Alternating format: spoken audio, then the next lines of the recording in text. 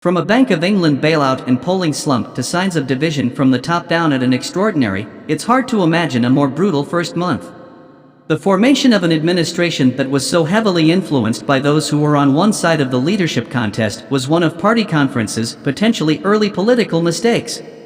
When Parliament returns tomorrow, many Tory MPs want a clear signal that the government is changing course. If inflation starts to fall, the government will have a better relationship with its backbenches. The Chancellor caved to pressure and announced his fiscal plan today, which includes an independent economic forecast for the 23rd of November through the end of the month. However, his options for market reassurance remain limited. It has probably then built a foundation on which it can begin to gradually reinter political contention. The markets are most concerned about the Chancellor's mini-budget's over-reliance on debt. In order to reassure the markets, he will need to demonstrate real fiscal restraint and demonstrate that he is willing to pay for some of these tax cuts through a reduction in spending on research.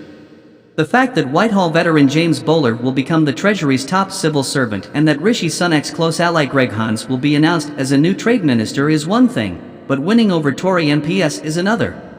The criticism that Liz Truss hasn't done enough to reach out to all parts of the party, which she is clearly trying to change, is a clear sign that the Prime Minister is trying to reach out. This criticism comes from MPs, including some ministers I've spoken to.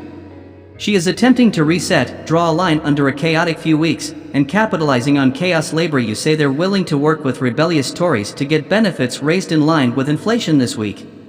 After Prime Minister's questions on Wednesday, she will tour the tea rooms and invite MPs for lunch in Downing Street.